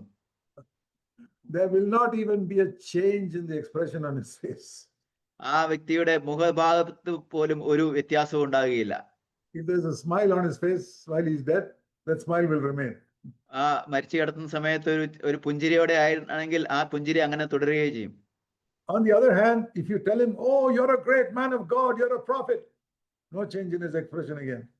അതേപോലെ തന്നെ നിങ്ങൾ വലിയ ദൈവമനുഷ്യനാണ്, നിങ്ങൾ ഒരു പ്രവാചകനാണ് എന്നൊക്കെ പറഞ്ഞാലും അപ്പോഴും വ്യത്യാസമില്ല. That's the meaning of dying with Christ. അതാണ് ക്രിസ്തുവിനോട് മരിക്കുക എന്നുള്ളതിന്റെ അർത്ഥം. You speak good to him or bad to him, he is just the same. നിങ്ങൾ ആ വ്യക്തിയോട് നല്ലത് പറഞ്ഞാലും ദോഷം പറഞ്ഞാലും ഒരേപോലെയാണ്. That means you will continue to love that person even though he speaks good to you or bad to you, same. അതിന്റെ അർത്ഥം ആ വ്യക്തി നിങ്ങൾക്ക് നല്ലത് പറഞ്ഞാലും നിങ്ങളോട് മോശമായിട്ടുള്ളത് പറഞ്ഞാലും നിങ്ങൾ അവനെ സ്നേഹിക്കുന്നത് തുടരും. And if he speaks, he praises you, you don't get puffed up thinking you're a great man of God. അദ്ദേഹം നിങ്ങളെ പുകഴ്ത്തിയാൽ നിങ്ങൾ വലിയൊരു ദൈവമനുഷ്യനാണെന്ന് ചിന്തിച്ചുകൊണ്ട് പൊങ്ങിപ്പോകുന്നില്ല. So if you want to know what taking up the cross means, think of a dead man lying here on the floor. ക്രൂശ് എടുക്കുന്നതിനെ കുറിച്ച് നിങ്ങൾക്ക് അറിയണമെങ്കിൽ ഇവിടെ മരിച്ചു കിടക്കുന്ന ഒരു വ്യക്തിയെ കുറിച്ച് ചിന്തിക്കുക. You cannot fight with him. ആ വ്യക്തിയോട് പോരാടുവാൻ നിങ്ങൾക്ക് കഴിയില്ല. If you're angry with him, he will not get upset with you. ആ വ്യക്തിയോട് കോപിച്ചാലും അദ്ദേഹം നിങ്ങളോട് തിരിച്ചു പറയുകയില്ല. If you praise him, he will not become proud. അദ്ദേഹത്തെ നിങ്ങൾ പുകഴ്ത്തിയാൽ അദ്ദേഹം നിഗളിച്ചു പോകുകയില്ല. This is what it means to take up the cross every day. ഇതാണ് എല്ലാ ദിവസവും ക്രൂശ് എടുക്കുക എന്ന് പറഞ്ഞാൽ അതിന്റെ അർത്ഥം. And every day, because you may have taken it one day, next day you forget about it. എല്ലാ ദിവസവും എന്നാൽ നിങ്ങൾ ഒരു ദിവസം എടുത്തിട്ട് പിന്നെ പിറ്റേ ദിവസം അത് മറന്നു പോകുന്നതല്ല. So every day I have to remind myself, today I have to follow Jesus. എല്ലാ ദിവസവും ഞാൻ എന്നെ തന്നെ ഓർമ്മിപ്പിക്കേണ്ടതുണ്ട്, ഇന്ന് യേശുവിനെ എനിക്ക് അനുഭവിക്കണം. When you get up in the morning, ഞാൻ രാവിലെ എഴുന്നേൽക്കുമ്പോൾ, before you get out of your bed, നിങ്ങളുടെ കട്ടിൽ നിന്നും പുറത്തു വരുന്നതിന് മുമ്പ് talk to your heavenly Father. നിങ്ങളുടെ സ്വർഗീയ പിതാവിനോട് സംസാരിക്കുക. I do that every day when I wake up, before I get out of the bed. ഞാൻ എല്ലാ ദിവസവും ഉണരുന്ന സമയത്ത് ബെഡിൽ നിന്നും പുറത്തു വരുന്നതിന് മുമ്പ് അത് ചെയ്യാറുണ്ട്. I say, thank you, Father, for another day you have given me. ഞാൻ പറയും, സ്വർഗീയ പിതാവേ, അങ്ങ് എനിക്ക് നൽകിയ ഒരു പുതിയൊരു ദിവസത്തിനായിട്ട് നന്ദി. I want to follow Jesus today. ഇന്ന് യേശുവിനെ എനിക്ക് പിൻപറ്റണം. I want to hear Jesus' word to my heart today. യേശുവിന്റെ വാക്കുകൾ എന്റെ ഹൃദയത്തിൽ എനിക്ക് കേൾക്കണം. I want to react to other people just like Jesus would react to people. യേശു ആളുകളോട് പ്രതികരിക്കുന്നത് പോലെ എനിക്ക് മറ്റുള്ളവരോട് പ്രതികരിക്കണം. And I want to love people like Jesus loved. യേശു സ്നേഹിച്ചതുപോലെ എനിക്ക് മറ്റുള്ളവരോട് സ്നേഹിക്കണം. And if people treat me badly, I want to die to myself just like Jesus did. ആളുകൾ എന്നോട് മോശമായി പെരുമാറിയാൽ യേശു ചെയ്തതുപോലെ എന്റെ സ്വയത്തിന് ഞാൻ മരിക്കണം. To do that, Lord Jesus, please fill me with the Holy Spirit right now before I get out of my bed. അങ്ങനെ ചെയ്യുക. കർത്താവേ, യേശുവേ, പരിശുദ്ധാത്മാവിനാൽ എന്നെ നിറയ്ക്കണമേ എന്റെ കിടക്കയിൽ നിന്ന് ഞാൻ എഴുന്നേൽക്കുന്നതിന് മുമ്പേ. That is how you must begin every day of your life. അങ്ങനെ ആയിരിക്കണം നിങ്ങളുടെ എല്ലാ ദിവസവും തുടങ്ങേണ്ടത്. Start from tomorrow like that. നാളെ മുതൽ അങ്ങനെ തുടങ്ങുക. Then you will be a first-class brick to be built into the building of the real church. അങ്ങനെയെങ്കിൽ യഥാർത്ഥ സഭയെ പണിയാനായിട്ട് ഉപയോഗിക്കുന്ന ഒന്നാം ക്ലാസ് ഇഷ്ടികയായി തീരും നിങ്ങൾ. This building is not a church. ഈ കെട്ടിടം ഒരു സഭയല്ല. This is a building. ഇതൊരു കെട്ടിടം മാത്രമാണ്. The church is you people. സഭ എന്നാൽ നിങ്ങൾ ആളുകളാണ്. You brothers and sisters. നിങ്ങൾ സഹോദരി സഹോദരന്മാർ. And if you take up the cross every day and die to yourself, you can be a good brick in the church. നിങ്ങൾ ക്രൂശ് എടുത്തുകൊണ്ട് നിങ്ങളുടെ സ്വയത്തിന് മരിക്കുകയാണെങ്കിൽ നിങ്ങൾക്ക് സഭയിൽ നല്ലൊരു ഇഷ്ടികയായി തീരുവാൻ കഴിയും. That is the type of building Jesus is building. ആ ഒരു കെട്ടിടമാണ് യേശു പണിയുന്നത്. So in the Old Testament there are some pictures of this. പഴയ നിയമത്തിൽ ചില ചിത്രങ്ങൾ ഇതിനെക്കുറിച്ചുണ്ട്. I want to show you in 1 Chronicles. നിങ്ങളെ 1 ദിനവൃത്താന്തത്തിലെ ഒരു വാക്യം കാണിക്കാൻ. Second Chronicles. 2 ദിനവൃത്താന്തം. Do all of you know where the books in the Old Testament are? പഴയ നിയമത്തിലെ പുസ്തകങ്ങളൊക്കെ എവിടെയാണെന്ന് നിങ്ങൾക്ക് അറിയാമോ? Can you immediately go to it without looking at the index at the beginning? അതിന്റെ തുടക്കത്തിലുള്ള ആ ഇൻഡെക്സ് നോക്കാതെ നിങ്ങൾക്ക് അതിലേക്ക് പോകാൻ കഴിയുമോ? Chronicles comes before Psalms. ദിനവൃത്താന്തം വരുന്നത് സങ്കീർത്തനത്തിന് മുമ്പാണ്. Before Job, before Esther. ഇയ്യോബിനും എസ്തേറിനും ഒക്കെ മുമ്പ്. Second Chronicles. 2 ദിനവൃത്താന്തം. Chapter 3. മൂന്നാം അധ്യായം. Verse 1. ഒന്നാം വാക്യം. Solomon began to build the house of the Lord in Jerusalem on Mount Moriah. ശലോമോൻ യെരൂശലേമിൽ തന്റെ അപ്പനായ ദാവീദിന് യഹോവ പ്രത്യക്ഷനായ മോരിയ പർവ്വതത്തിൽ Okay, let's think of that. What happened on Mount Moriah? മോരിയ പർവ്വതത്തിൽ എന്ത് സംഭവിച്ചെന്ന് നമുക്ക് ചിന്തിക്കാം. Why did God choose that place to build the temple? ദൈവം ആ സ്ഥലത്തെ ആലയം പണിയുവാൻ തിരഞ്ഞെടുത്തത് എന്തുകൊണ്ടാണ്? That teaches us spiritually which place we can build the church. അത് ആത്മീയമായിട്ട് നാം ഏത് സ്ഥലത്താണ് സഭ പണിയേണ്ടത് എന്ന് നമ്മെ പഠിപ്പിക്കുന്നു. So you go to the Old Testament, Mount Moriah is mentioned in Genesis chapter 22. പഴയ നിയമത്തിൽ ഉൽപ്പത്തി 22-ാം അധ്യായത്തിൽ മോരിയ പർവ്വതത്തെ കുറിച്ച് പറയുന്നുണ്ട്. One day, Abraham, God woke him up early morning. ഒരു ദിവസം ദൈവം എബ്രഹാമിനെ വളരെ നേരത്തെ വെളുപ്പിനെ എഴുന്നേൽപ്പിച്ചു. You know, Abraham, his first son was Ishmael through Hagar. God said, send him away. And Abraham sent him away. നിങ്ങൾക്കറിയാമല്ലോ, എബ്രഹാമിന്റെ ആദ്യത്തെ മകൻ ഹാഗാറിലൂടെയുള്ള ഇസ്മയേലാണ്. അവനെ വിട്ടയക്കാൻ ദൈവം പറഞ്ഞു, അവനെ വിട്ടു. Now he had only one son, Isaac, the promised son through Sarah. ഇപ്പോൾ തനിക്ക് വാഗ്ദത്ത സന്തതിയായിട്ടുള്ള സാറായിലൂടെ വന്ന ഇസഹാക്ക് മാത്രമേ ഉള്ളൂ. And that was born when Abraham was 100 years old. അബ്രഹാമിന് 100 വയസ്സുള്ളപ്പോഴായിരുന്നു ഇസഹാക്ക് ജനിച്ചത്. So this must have been about Abraham was about 120 years old and Isaac was 20 years old. ഇത് അബ്രഹാമിന് 120 വയസ്സുള്ളപ്പോഴും ഇസഹാക്കിന് 120 വയസ്സുള്ളപ്പോഴും ഒക്കെ ആയിരിക്കാം. And see what God says. ദൈവം പറയുന്നത് എന്താണെന്ന് കാണുക. Here's where Mount Moriah comes. ഇവിടെ മോറിയ പർവ്വതം വരുന്നു. Remember, this is the place God chose to build the temple. ഇത് ഓർക്കുക, ദൈവം ആലയം പണിയുവാൻ തിരഞ്ഞെടുത്ത സ്ഥലം ഇതാണ്. God said, take your son, Genesis 22 verse 2, and the one whom you love, and to the land of Moriah and offer him as a burnt offering for me. ഉൽപ്പത്തി 22-ന്റെ 2-ാം വാക്യത്തിൽ പറയുന്നത്, നീ സ്നേഹിക്കുന്ന നിന്റെ മകനെ, നിന്റെ ഏകജാതനായ ഇസഹാക്കിനെ തന്നെ കൂട്ടിക്കൊണ്ട് മോരിയ ദേശത്ത് ചെന്ന് അവിടെ ഞാൻ നിന്നോട് കൽപ്പിക്കുന്ന ഒരു മലയിൽ അവനെ ഹോമയാഗം കഴിക്കുക. See, he didn't just say Isaac. He said this Isaac whom you love. ഇവിടെ ഇസഹാക്കിനെ എന്ന് മാത്രം അല്ല ദൈവം പറയുന്നത്, നീ സ്നേഹിക്കുന്ന നിന്റെ ഏകജാതനായ ഇസഹാക്കിനെ. Abraham, God says, I know you love your 20-year-old son so much because he's the son of your old age. ദൈവം പറയുന്നു, എനിക്കറിയാം നീ നിന്റെ മകനെ 20 വയസ്സുള്ള നിന്റെ മകനെ സ്നേഹിക്കുന്നു എന്ന് എനിക്കറിയാം, കാരണം അവനെ നിന്റെ വാർദ്ധക്യത്തിൽ നിനക്ക് ലഭിച്ചതാണ്. Now I want to test whether you love him more than me. ഇപ്പോൾ അവനെ എന്നേക്കാൾ നീ സ്നേഹിക്കുന്നുണ്ടോ എന്ന് ഞാൻ പരീക്ഷിക്കാൻ പോവുകയാണ്. Do you remember the first condition of discipleship we read in Luke 14? ലൂക്കോസ് 14-ൽ ആയിച്ച ശിഷ്യത്വത്തിന്റെ ആദ്യത്തെ വ്യവസ്ഥ നിങ്ങൾ ഓർക്കുന്നുണ്ടോ? Where Jesus said, you must love me. Love Jesus more than father, mother, son, and disciple, son, daughter, everyone. അവിടെ യേശു പറയുന്നത്, നിങ്ങൾ അപ്പനെയും അമ്മയെയും മകനെയും എല്ലാരെക്കാളും അധികം യേശുവിനെ സ്നേഹിക്കണമെന്നാണ്. So that is the test for Abraham here. Do you love me more than you love Isaac? അവിടെ ആ ഒരു പരീക്ഷയാണ് ദൈവം ഇവിടെ നൽകുന്നത്. നീ സ്നേഹിക്കുന്ന നിന്റെ മകനായ ഇസഹാക്കിനേക്കാൾ അധികം എന്നെ സ്നേഹിക്കുന്നുവോ? It was an Old Testament test of discipleship. ഇത് പഴയ നിയമത്തിലുള്ള ശിഷ്യത്വത്തിന്റെ ഒരു പരിശോധനയായിരുന്നു. Take your son and go and offer him as a sacrifice to me. Kill him on the mountain. നിന്റെ മകനെ കൂട്ടിക്കൊണ്ട് പോയി അവനെ മലയിൽ വെച്ച് ഹോമയാഗം കഴിക്കുക. See, Abraham did not wait. As early in the morning, verse 3, he rose up, saddled his donkey and went. Abraham അവിടെ കാത്തിരുന്നില്ല. 3-ാം വാക്യത്തിൽ പറയുന്നത്, അബ്രഹാം അതികാലത്ത് എഴുന്നേറ്റ് കഴുതയ്ക്ക് കോപ്പിട്ട് കെട്ടി കൊണ്ടുപോയി. When God says you have to die to yourself, to your love to all your relatives, you must also immediately obey.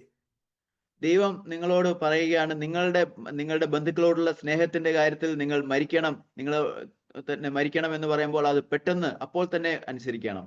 And it says on verse 4, on the third day, Abraham reached Mount Moriah. 4-ാം വാക്യത്തിൽ 3-ാം ദിവസം Abraham നോക്കി ദൂരത്ത് നിന്ന് ആ സ്ഥലം കണ്ടു. Now, why did God make him walk 3 days to offer up his son? He could have just taken him some half a mile away and offered up his son. എന്തുകൊണ്ടാണ് 3 ദിവസം യാത്ര ചെയ്ത് പോകേണ്ട ഒരു സ്ഥലത്ത് യാഗം അർപ്പിക്കുവാൻ, മകനെ യാഗം കഴിക്കുവാൻ ദൈവം പറഞ്ഞത് ഒരു 1/2 മൈൽ ദൂരത്തിൽ പോയി ചെയ്യാമായിരുന്നല്ലോ? Because he wanted Abraham to think for 3 days. Is it worth serving a God like this who's asking me to kill my son? കാരണം ദൈവം അബ്രഹാം ഈ 3 ദിവസവും കൊണ്ട് ചിന്തിച്ച് ഈ എന്റെ മകനെ യാഗം അർപ്പിക്കുവാൻ പറയുന്ന ഈ ദൈവത്തെ സേവിക്കുന്നത് അത് യോഗ്യമാണോ എന്ന് ചിന്തിക്കാൻ വേണ്ടിയായിരുന്നു. Thought about it for 3 days. 3 ദിവസം അബ്രഹാം അതിനെക്കുറിച്ച് ചിന്തിച്ചു. And he said, yes, I will serve a God like this. അതിനുശേഷം പറഞ്ഞു, അതെ, ഞാൻ ഈ ദൈവത്തെ ഞാൻ സേവിക്കും. I will show God that I love him more than I love my precious son. എന്റെ വിലയേറിയ മകനേക്കാൾ അധികമായിട്ട് ഞാൻ ദൈവത്തെ സ്നേഹിക്കുന്നു എന്ന് ഞാൻ കാണിക്കുന്നു. And then verse 5, 5-ാം വാക്യത്തിൽ he came to the mountain and he told his the servants, you stay here, I and my son will go up and worship God. Abraham ബാല്യക്കാരോട്, നിങ്ങൾ കഴുതയുമായി ഇവിടെ ഇരിക്കുവിൻ, ഞാനും ബാലനും അവിടത്തോളം ചെന്ന് ആരാധന കഴിച്ച് മടങ്ങി വരാം. Worship, that is the first time in the Bible the word worship comes. ഇവിടെയാണ് ആരാധന എന്നുള്ള വാക്ക് ബൈബിളിൽ ആദ്യമായിട്ട് വരുന്നത്. How do you understand the word worship? ആരാധന എന്നുള്ള വാക്ക് നിങ്ങൾ എങ്ങനെ മനസ്സിലാക്കുന്നു? We think worship is coming on Sunday morning and singing some songs and clapping our hands. നാം ചിന്തിക്കുന്നത് ആരാധന എന്നാൽ ഞായറാഴ്ച രാവിലെ വന്ന് കൈകൊട്ടി പാട്ട് പാടുന്നതൊക്കെയാണെന്ന്. That is a deception. അതൊരു വഞ്ചനയാണ്. That is just singing praise. That is not worship. അത് സ്തോത്രം പാടുന്നത് മാത്രമാണ്, അത് ആരാധനയല്ല. Worship is here to offer up to God that which is most precious to you. ആരാധന എന്നാൽ എനിക്ക് ഏറ്റവും വിലയേറിയത് ദൈവത്തിന് അർപ്പിക്കുക എന്നുള്ളതാണ്, അർപ്പിക്കുന്നത്. What is the thing that is most precious to you in your life? നിങ്ങളുടെ ജീവിതത്തിൽ നിങ്ങൾക്ക് ഏറ്റവും വിലയേറിയത് എന്താണ്? Is it somebody in your family? അത് നിങ്ങളുടെ കുടുംബത്തിൽ ആരെങ്കിലുമാണോ? Is it your bank account? നിങ്ങളുടെ ബാങ്ക് അക്കൗണ്ട് ആണോ? Is it your job? നിങ്ങളുടെ ജോലിയാണോ? Is it your husband or wife? നിങ്ങളുടെ ഭാര്യയോ ഭർത്താവോ ആണോ? You must say, Lord, I want to love you more than I love all those. നിങ്ങൾ ഇങ്ങനെ പറയണം, കർത്താവേ, ഇവയെല്ലാം സ്നേഹിക്കുന്നതിനേക്കാൾ അധികമായിട്ട് എനിക്ക് അങ്ങയെ സ്നേഹിക്കണം. As far as they are concerned, they are dead to me. അവരെ സംബന്ധിച്ച് അവർ എനിക്ക് മരിച്ചവരാണ്. I am alive to you. ഞാൻ അങ്ങേക്ക് ജീവനോടെ ആയിരിക്കുന്നു. And you are more precious to me than my wife and children and job and money and everything. അങ്ങ് എനിക്ക് ഈ എന്റെ ജോലിയോ എന്റെ ഭാര്യയോ എന്റെ പണമോ എല്ലാത്തിനേക്കാളും അങ്ങ് എനിക്ക് വിലയേറിയവനാണ്. That is worship. അതാണ് ആരാധന. Not just saying it with words, but meaning it from your heart. അത് വാക്കുകൾ കൊണ്ട് പറയുന്നത് മാത്രമല്ല, എന്നാൽ ഹൃദയത്തിൽ അത് അർത്ഥമാക്കുന്നതാണ്. And you know, he took up the knife, we read in verse 10, to slay his son.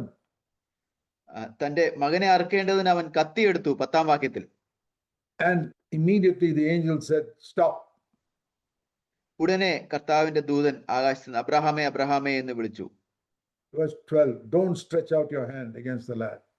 12-ാം വാക്യത്തിൽ ബാലന്റെ മേൽ കൈ വെക്കരുത്. I was only testing whether you fear God or not. നീ ദൈവത്തെ ഭയപ്പെടുന്നു എന്ന് ഞാൻ പരീക്ഷിക്കുകയായിരുന്നു. I wanted to see whether you love God more or your son more. നിങ്ങൾ ദൈവത്തെയാണോ നിന്റെ മകനെയാണോ അധികം സ്നേഹിക്കുന്നതെന്ന് എനിക്ക് കാണണമായിരുന്നു. He will test you also whether you love some family member more than you love him.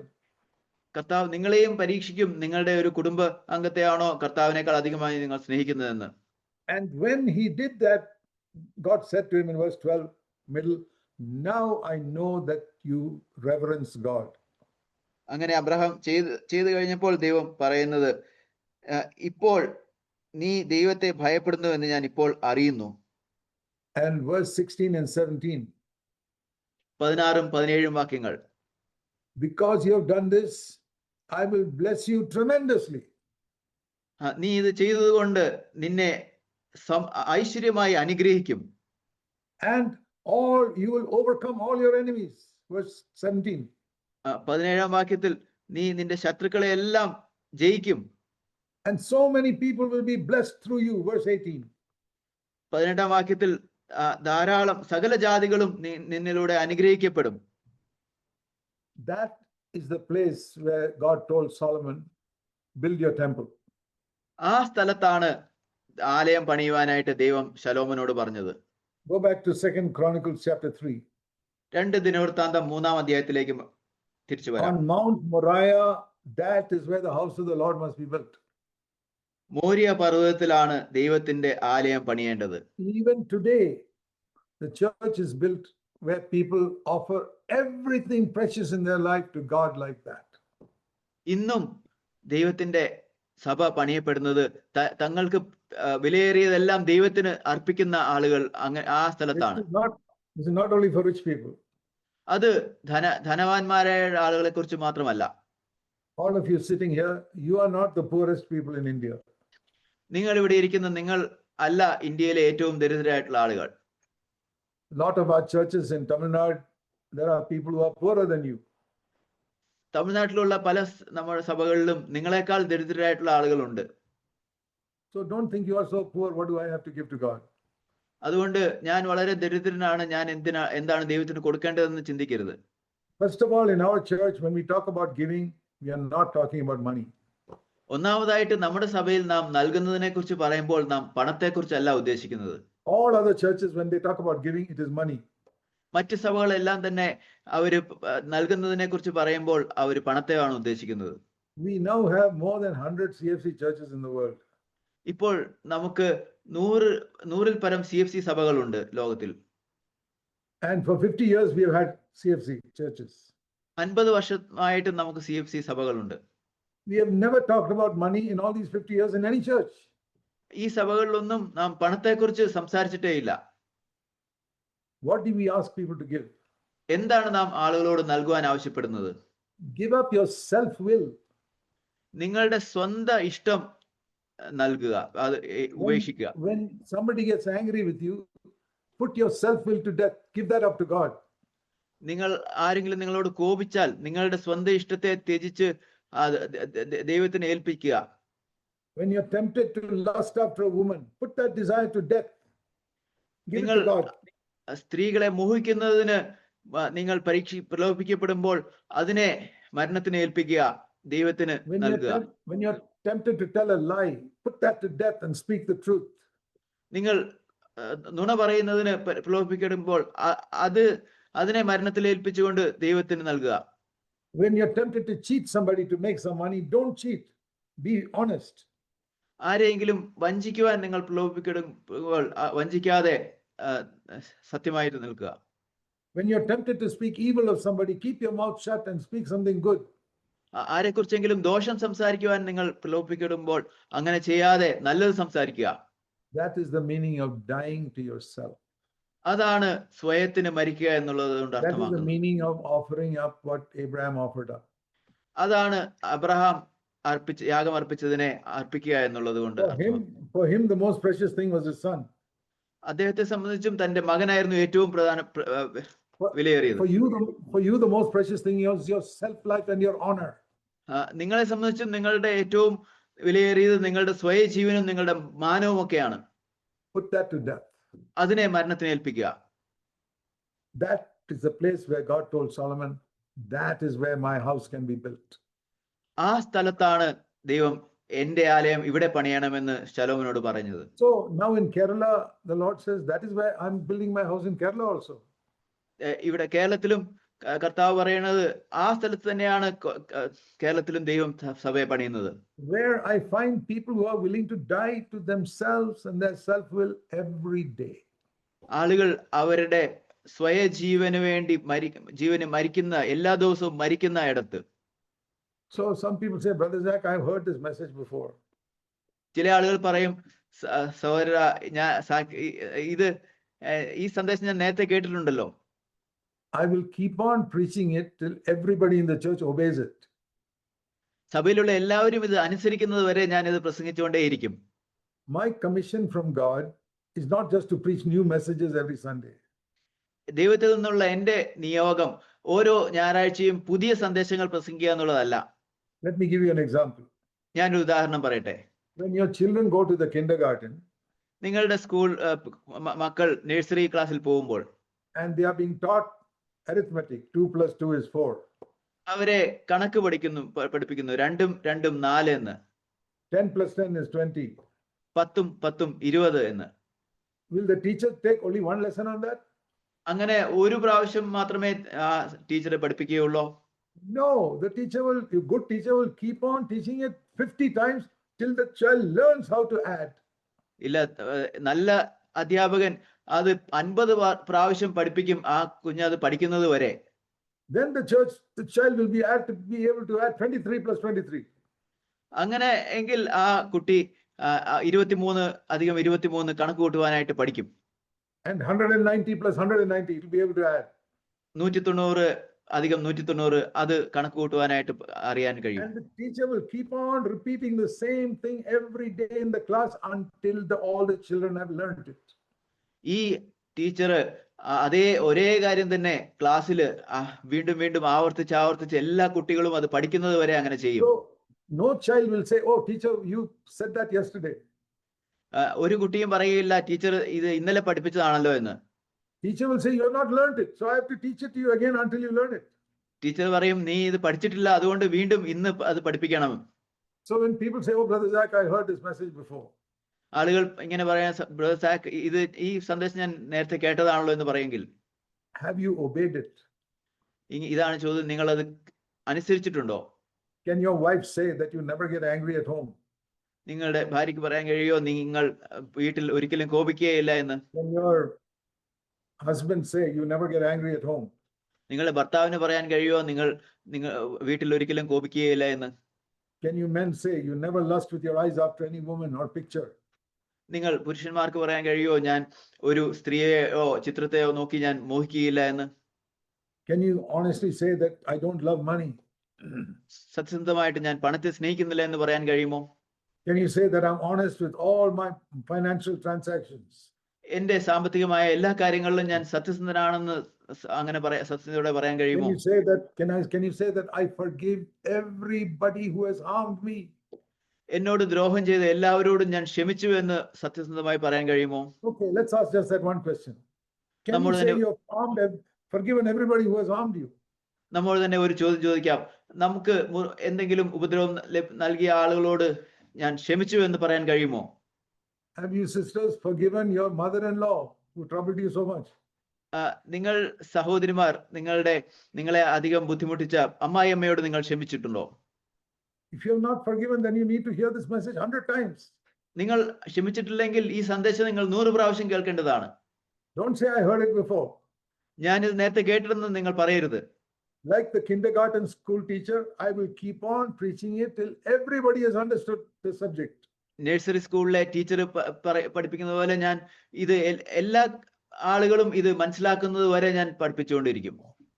Because I want everybody in this church to become a part of God's kingdom.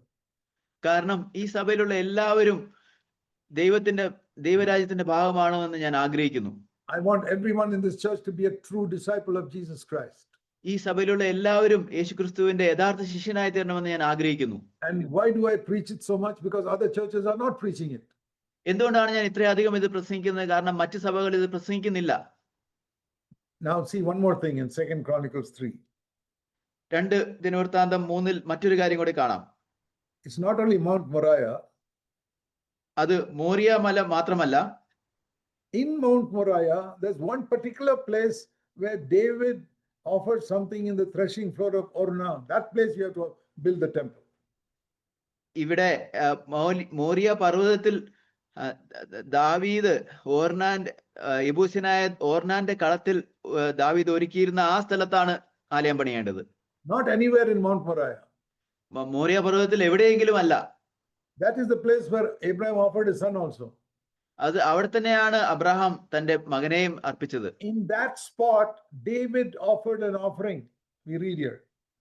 ആ സ്ഥലത്ത് ദാവീദ് ഒരു യാഗം കഴിച്ചു. So let us read about that offering of David in 2 Samuel 24. ആ ദാവീദ് അർപ്പിച്ച യാഗത്തെക്കുറിച്ച് 2 ശമൂവേൽ 24 നമുക്ക് വായിക്കാം. In 2 Samuel 24, God was punishing Israel with a judgment. 2 ശമൂവേൽ 24 ദൈവം ഒരു ന്യായവിധി കൊണ്ട് ഇസ്രായേലിനെ ശിക്ഷിക്കുകയായിരുന്നു. Because Israel had disobeyed God. കാരണം ഇസ്രായേൽ ദൈവത്തെ അനുസരണക്കേട് കാണിച്ചു. Particularly David had disobeyed God. പ്രത്യേകിച്ചും ദാവീദാണ് അനുസരണക്കേട് കാണിച്ചത്. And in verse 2 Samuel 24, verse 16. 2 ശമൂവേൽ 24 16 വാക്യം. The angel stretched out his hand to destroy Jerusalem. അവിടെ ദൈവദൂതൻ യെരൂശലേമിനെ ബാധിക്കുവാൻ കൈ നീട്ടിയപ്പോൾ And the Lord said, stop. കർത്താവ് പറഞ്ഞു അവിടെ മതി എന്ന്. Then David, verse 17, spoke to the Lord. അതിനുശേഷം 17 വാക്യത്തിൽ ദാവീദ് ദൈവത്തോട് പറഞ്ഞു, Lord, please forgive me. കർത്താവേ എന്നോട് ക്ഷമിക്കണമേ. Then the prophet, verse 18, told David, go and erect an altar in the threshing floor of Araunah the Jebusite. അതിനുശേഷം പ്രവാചകൻ 18 വാക്യത്തിൽ ദാവീദിനോട് പറയുന്നത്, നീ ചെന്ന് യെബൂസ്യനായ അരവനയുടെ കളത്തിൽ കർത്താവിന് യാഗപീഠം ഉണ്ടാക്കുക എന്ന്. That is the place which God told Solomon to build the temple. ഈ സ്ഥലത്താണ് ശലോമോൻ ദൈവത്തിന്റെ ആലയം പണിയാൻ പറഞ്ഞത്. So what was special about this threshing floor of this Araunah? ഈ അരവനയുടെ കളത്തിന്റെ പ്രത്യേകത എന്താണ്? You see, in the remaining, when David went to Araunah's place, അതിനുശേഷം ആരാവണ സ്ഥലത്തിൽ പോകുന്ന കാര്യം നാം കാണുന്നുണ്ട്. Araunah said, "Oh king, you can take everything freely." അരവണ പറഞ്ഞത്, ഓ രാജാവേ, അങ്ങേക്ക് ഇതെല്ലാം സൗജന്യമായിട്ട് എടുക്കാം. You can take the land, don't pay for it. ഈ സ്ഥലം അങ്ങേക്ക് എടുക്കാം, അതിന് എനിക്ക് പണം തരരുത്. You can take my bullocks as a sacrifice, don't pay for it. എന്റെ കാളകളെ ഒരു യാഗം കഴിക്കാനായിട്ട് എടുക്കാം, അതിനും പണം വേണ്ട. And you can take the yokes on top of the oxen to burn the fire. അതിന്റെ മെതിവണ്ടികളും കാളക്കോപ്പുകളും തീ ഉണ്ടാക്കുന്നതിന് ഉപയോഗിക്കാം. You can take everything freely because you're my king. അങ്ങ് എന്റെ രാജാവായിരിക്കുന്നതിനാൽ ഇതെല്ലാം സൗജന്യമായിട്ട് എടുക്കാം. Now, all of us human beings, we love to get something freely. മനുഷ്യരായിട്ടുള്ള നമ്മൾ ചിലതൊക്കെ സൗജന്യമായി ലഭിക്കുവാൻ ആഗ്രഹിക്കുന്നവരാണ്. You ask yourself, if somebody offers you something expensive freely, won't you take it? നിങ്ങളോട് തന്നെ ചോദിക്കുക, ആരെങ്കിലും എന്തെങ്കിലും വിലയുള്ള ഒരു കാര്യം സൗജന്യമായിട്ട് നിങ്ങൾക്ക് തരികയാണെങ്കിൽ നിങ്ങൾ അത് എടുക്കുവാൻ ആഗ്രഹിക്കില്ലേ? But not David. എന്നാൽ ദാവീദ് അങ്ങനെയല്ല. David said, no, I will not take it freely. ദാവീദ് പറഞ്ഞു, ഇല്ല, ഞാൻ അത് സൗജന്യമായി എടുക്കുകയില്ല. Verse 24, I will buy it with a price. I'll pay you the money for it. 24 വാക്യത്തിൽ അങ്ങനെയല്ല, ഞാൻ അത് നിന്നോട് വിലക്കേ വാങ്ങുകയുള്ളൂ. Because if I take it freely and I offer it to God, it will cost me nothing. കാരണം ഞാൻ അത് സൗജന്യമായിട്ട് എടുത്ത് ദൈവത്തിന് അർപ്പിക്കുകയാണെങ്കിൽ അത് എനിക്ക് ഒരു ചെലവും വരുത്തുകയില്ല. This verse 24 middle is a very important statement. 24 വാക്യത്തിന്റെ മധ്യത്തിൽ വളരെ പ്രധാനപ്പെട്ട ഒരു കാര്യം ഉണ്ട്. David said, I will not offer to the Lord that which costs me nothing. ദാവീദ് പറയുന്നു, എനിക്ക് ഒന്നും ചെലവില്ലാതെ ഞാൻ എന്റെ ദൈവമായ കർത്താവിന് ഹോമയാഗം കഴിക്കുകയില്ല. In the year 1962, 1962 ആണ്ടിൽ I was working in the naval base in Cochin. ഞാൻ കൊച്ചിയിലുള്ള നേവൽ ബേസിൽ ജോലി ചെയ്യുകയായിരുന്നു. I was 23 years old. എനിക്ക് അന്ന് 23 വയസ്സായിരുന്നു. I was born again and I had just taken my baptism 2 years earlier. ഞാൻ വീണ്ടും ജനിച്ച് സ്നാനമെടുത്ത് 2 വർഷമേ ആയിട്ടുള്ളായിരുന്നു. I had the habit of reading the Bible every day. എല്ലാ ദിവസവും ബൈബിൾ വായിക്കുന്ന ശീലം എനിക്കുണ്ടായിരുന്നു. And I would ask God to speak to me. എന്നോട് സംസാരിക്കാൻ ഞാൻ കർത്താവിനോട് ചോദിക്കും. Before going to work, I would read the Bible. ഞാൻ ജോലിക്ക് പോകുന്നതിന് മുമ്പ് ഞാൻ ബൈബിൾ വായിക്കും. I would kneel down by my bed and pray sometime first. ഞാൻ ആദ്യം എൻ്റെ കിടക്കയുടെ അടുത്ത് മുട്ടുകുത്തി പ്രാർത്ഥിക്കും കുറച്ചു നേരം. Then I would sit at my table, open the Bible and read it. അതിനുശേഷം എൻ്റെ മേശയുടെ അടുത്തിരുന്ന് ഞാൻ ബൈബിൾ തുറന്ന് വായിക്കും. And that day I was reading this verse. ആ ദിവസം ഞാൻ ഈ വാക്യം വായിക്കുകയായിരുന്നു. David saying, I will not offer to the Lord that which costs me nothing. ദാവീദ് പറയുന്നു, എനിക്ക് ഒന്നും ചെലവില്ലാതെ ഞാൻ കർത്താവിന് ഒന്നും യാഗം And I കഴിക്കുകയില്ല. felt the Lord speaking to my heart that day. ആ ദിവസം എൻ്റെ ഹൃദയത്തോട് കർത്താവ് സംസാരിക്കുന്നതായിട്ട് എനിക്ക് മനസ്സിലായി. You must never offer to me that which costs you nothing. നിനക്ക് ഒന്നും ചെലവില്ലാത്തത് നീ ദൈവത്തിന് എനിക്ക് ഒരിക്കലും അർപ്പിക്കരുത്. When you go and give a gift to a governor or a chief minister, നിങ്ങൾ ഗവർണർക്കോ മുഖ്യമന്ത്രിക്കോ എന്തെങ്കിലും ഒരു സമ്മാനം കൊടുക്കുകയാണെങ്കിൽ you can't give him a cheap 2 rupee gift. അദ്ദേഹത്തിന് ഒരു വളരെ വില കുറഞ്ഞ 2 രൂപയുടെ ഒരു സമ്മാനം കൊടുക്കാൻ കഴിയുകയില്ല. No. Think when you're offering to God, you can't give something cheap. അതേപോലെ ദൈവത്തിന് അർപ്പിക്കുന്നതിനെ കുറിച്ച് ചിന്തിക്കുക. നിങ്ങൾക്ക് വിലയില്ലാത്തത് കൊടുക്കുവാൻ കഴിയുകയില്ല. God doesn't want money. ദൈവത്തിന് പണം ആവശ്യമില്ല. He wants your life. നിങ്ങളുടെ ജീവനാണ് ആവശ്യം. I must not offer something that doesn't cost me anything. എനിക്ക് ഒന്നും ചെലവില്ലാത്ത ഒന്നും ഞാൻ കർത്താവിന് അർപ്പിക്കരുത്. And I remember that day so clearly the Lord spoke to me. ആ ദിവസം വളരെ വ്യക്തമായിട്ട് കർത്താവിനോട് സംസാരിച്ച് ഞാൻ ഓർക്കുന്നു. In the naval base at the end of 1962 or early 1963. 1962 അവസാനമോ 1963 തുടക്കത്തിലോ നാവികസേന ആസ്ഥാനത്ത് ദൈവം എന്നോട് സംസാരിച്ചത്. The Lord said, you must never in your life give to me that which has cost you nothing. നീ കർത്താവിനോട് പറഞ്ഞത്, നിന്റെ ജീവിതത്തിൽ നിനക്ക് ചെലവില്ലാത്ത ഒന്നും എനിക്ക് അർപ്പിക്കരുത്. Everything you give to me must be cost you a sacrifice. നീ എനിക്ക് നൽകുന്നതെല്ലാം നിനക്ക് ഒരു ത്യാഗം ത്യജിക്കേണ്ട കാര്യമായിരിക്കണം. Not just money, but your life also. അത് പണം മാത്രമല്ല, നിന്റെ ജീവിതം കൂടെ. If you serve me, it must cost you a sacrifice to serve me.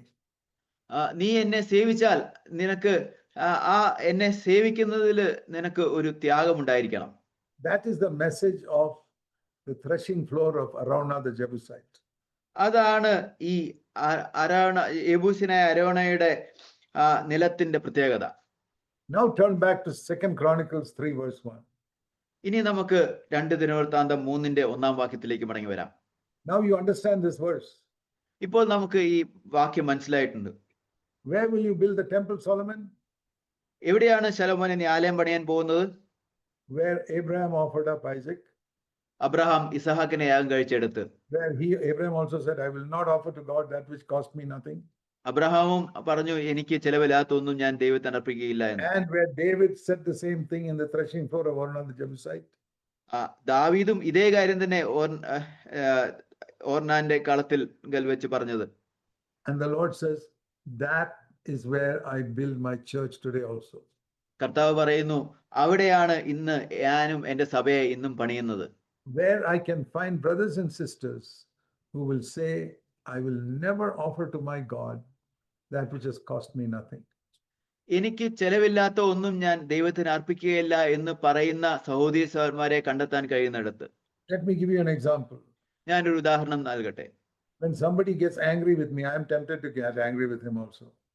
ആരെങ്കിലും എന്നോട് കോപിക്കുമ്പോൾ അവരോട് തിരിച്ചു കോപിക്കുവാൻ ഞാൻ പ്രലോഭിക്കപ്പെടും.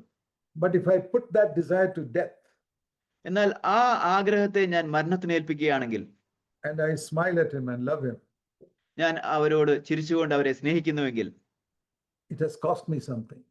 അത് എനിക്ക് ഒരു ചിലവ് ഉണ്ടാക്കുന്നു. I have to die to myself.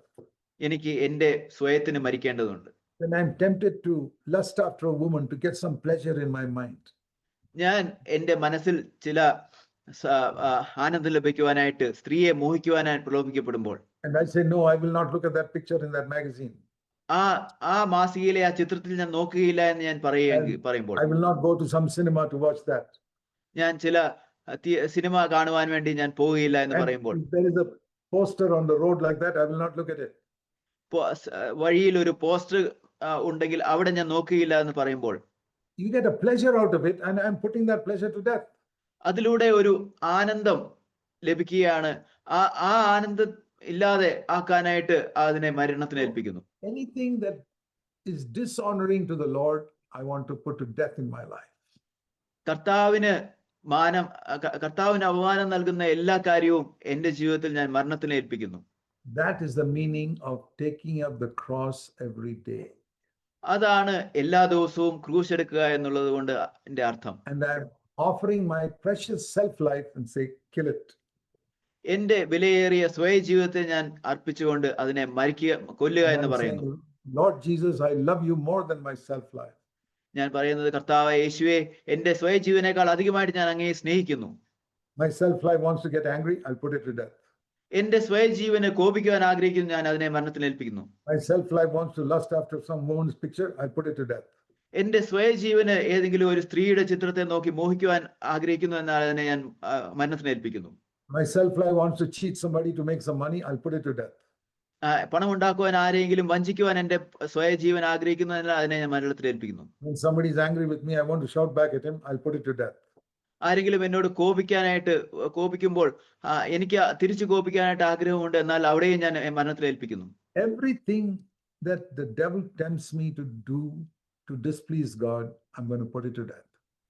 പിശാച് ദൈവത്തിന് പ്രസാദമല്ലാത്ത കാര്യത്തെ ചെയ്യുവാനായിട്ട് എന്നെ പ്രലോഭിപ്പിക്കുന്ന കാര്യം അവിടെയെല്ലാം ഞാൻ മരണത്തിന് ഏൽപ്പിക്കുന്നു.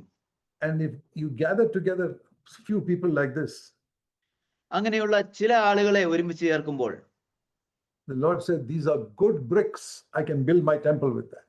കർത്താവ് പറയുന്നു, ഇത് നല്ല ഇഷ്ടികകളാണ് എന്റെ ആലയം പണിയുവാനായിട്ട് ഉപയോഗിക്കുന്നതിന്. Otherwise he'll tap the bricks and throw it away. These are not good bricks. അല്ലെങ്കിൽ അതിനെ കൊട്ടി നോക്കിയിട്ട് ഇത് നല്ല ഇഷ്ടികയല്ല എന്ന് പറഞ്ഞുകൊണ്ട് എറിഞ്ഞു കളയും. Do you have the spirit of David? നിങ്ങൾക്ക് ദാവീദിന്റെ ആത്മാവുണ്ടോ? And of Abraham, അബ്രഹാമിന്റെ ആത്മാവുണ്ടോ? which said, I will never offer to my God something cheap. ദൈവത്തിന് വിലയില്ലാത്ത ഒന്നും ഞാൻ അർപ്പിക്കുകയില്ല എന്ന് പറയുന്നത്. It must cost me death to my self-life. അത് എന്റെ സ്വയ ജീവന് മരണം ഉണ്ടാക്കുന്ന ചെലവുണ്ടാക്കണം. One last verse. അവസാനമായ ഒരു വാക്യം, 2 Corinthians. 2 കൊരിന്ത്യർ. This is one of my favorite verses. ഇത് എന്റെ ഏറ്റവും ഇഷ്ടപ്പെട്ട ഒരു വാക്യങ്ങളിലൊന്നാണ്. 2 Corinthians 4 and verse 10. 2 കൊരിന്ത്യർ 4:10 വാക്യം. Please remember this verse by heart and repeat it to yourself many times. ഇത് നിങ്ങൾ ഹൃദയസ്ഥമാക്കി നിങ്ങളോട് തന്നെ വീണ്ടും വീണ്ടും ഏറ്റുപറയുക. Always carrying about in my body the dying of Jesus, so that the life of Jesus may be manifested in my body. യേശുവിന്റെ ജീവൻ ഞങ്ങളുടെ ശരീരത്തിൽ വെളിപ്പെടേണ്ടതിന് യേശുവിന്റെ മരണം ശരീരത്തിൽ എപ്പോഴും വഹിക്കുന്നു. How can I manifest the life of Jesus in my body? യേശുവിന്റെ ജീവൻ എന്റെ ശരീരത്തിൽ എങ്ങനെയാണ് വെളിപ്പെടേണ്ടത്? I must put to death my self-life. എന്റെ സ്വയ ജീവനെ ഞാൻ മരണത്തിന് ഏൽപ്പിക്കണം. That is called the dying of Jesus. അതാണ് യേശുവിന്റെ മരണം എന്ന് പറയുന്നത്. Because Jesus also never pleased himself. യേശുവും തന്നെത്താൻ ഒരിക്കലും പ്രസാദിപ്പിച്ചില്ല. Do you know that even in the Garden of Gethsemane, he said, not my will, but thine be done. ഗത്സമന തോട്ടത്തിലും യേശു പറഞ്ഞത്, കർത്താവേ, എന്റെ ഇഷ്ടമല്ല അങ്ങയുടെ ഇഷ്ടം നിറവേറണം എന്ന്. Do you know this verse in Romans 15:3? ഈ വാക്യം റോമർ 15:3 വാക്യം അറിയാമോ?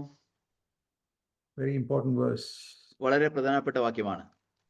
Jesus Christ never pleased himself. യേശുവും ഒരിക്കലും തന്നിൽ തന്നെ പ്രസാദിച്ചില്ല. What about you? നിങ്ങളെ കുറിച്ച് എങ്ങനെയാണ്? How many things we do just to please ourselves? നാം ചെയ്യുന്ന എത്രയോ കാര്യങ്ങളുണ്ട് നമ്മളെ തന്നെ പ്രസാദിപ്പിക്കുവാൻ. From today, you say, Lord, I'm going to put it to death. ഇന്നു മുതൽ പറയുക, കർത്താവേ, ഞാൻ അതിനെ മരണത്തിന് ഏൽപ്പിക്കാൻ പോകുന്നു. I want to please you. അങ്ങയെ പ്രസാദിപ്പിക്കണം എനിക്ക്. Then you will be a good brick to be built in the temple, in the church of God, in the church of God. ദൈവത്തിന്റെ സഭയിൽ പണിയപ്പെടുന്ന ഒരു നല്ല ഇഷ്ടികയായി തീരും. So let us build wisely on the foundation of Jesus Christ. അതുകൊണ്ട് നമുക്ക് ബുദ്ധിയോടെ യേശുക്രിസ്തു എന്ന അടിസ്ഥാനത്തിൽ പണിയുവാം.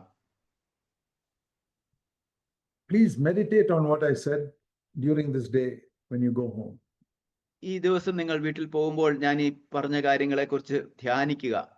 and say, Lord, please reveal to me by the Holy Spirit the full meaning of this every day of my life. പറയുക, കർത്താവേ, പരിശുദ്ധാത്മാവിലൂടെ ഈ കാര്യങ്ങളുടെ യഥാർത്ഥ അർത്ഥം, പൂർണ്ണമായ അർത്ഥം എനിക്ക് വെളിപ്പെടുത്തി തരണമേ എന്ന്. Let's pray. നമുക്ക് പ്രാർത്ഥിക്കാം. So while our heads are bowed in prayer, നമ്മുടെ തലകൾ പ്രാർത്ഥനയിൽ വണങ്ങിയിരിക്കുന്ന സമയത്ത്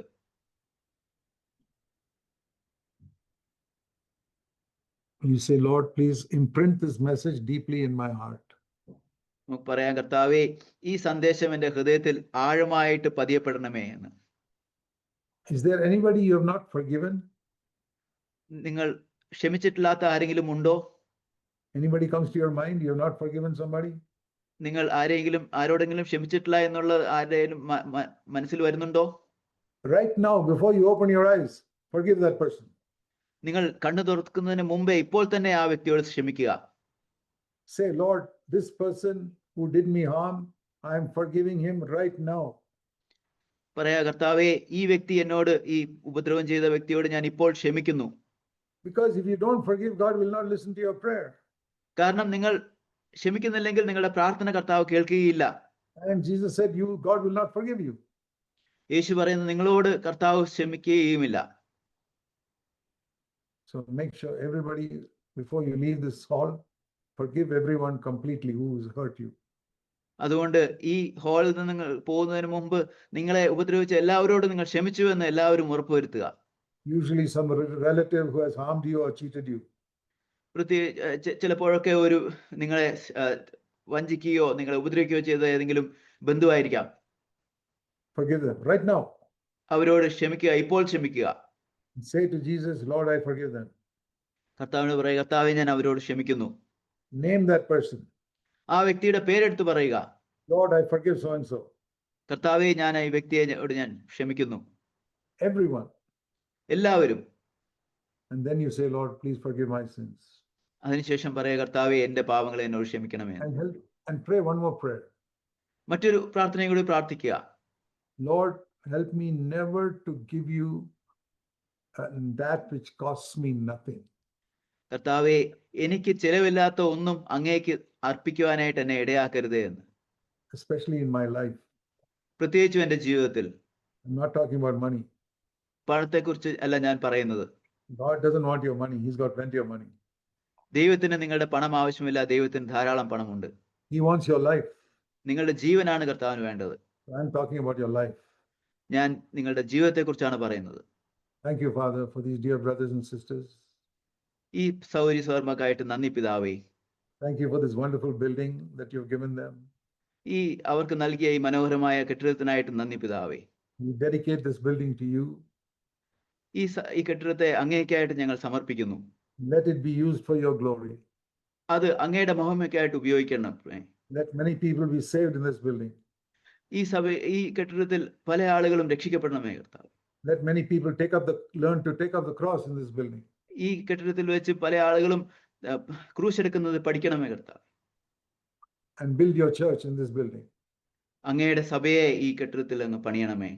Anoint the brothers who speak in this building. ഈ കെട്ടിടത്തിൽ വെച്ച് സംസാരിക്കുന്ന സഹോദരന്മാരെ അങ്ങ് അഭിഷേകം ചെയ്യണമേ. Fill us with the Holy Spirit. ഞങ്ങളെ അങ്ങയുടെ പരിശുദ്ധാത്മാവിനാൽ നിറയ്ക്കണമേ. And make the churches in Kerala strong churches. കേരളത്തിലുള്ള സഭകളെ ശക്തമായിട്ടുള്ള സഭകളാക്കി തീർക്കണമേ. We pray in the name of our Lord Jesus Christ. ഞങ്ങളുടെ കർത്താവായ യേശു ക്രിസ്തുവിന്റെ നാമത്തിൽ ചോദിക്കുന്നു. Amen. ആമേൻ.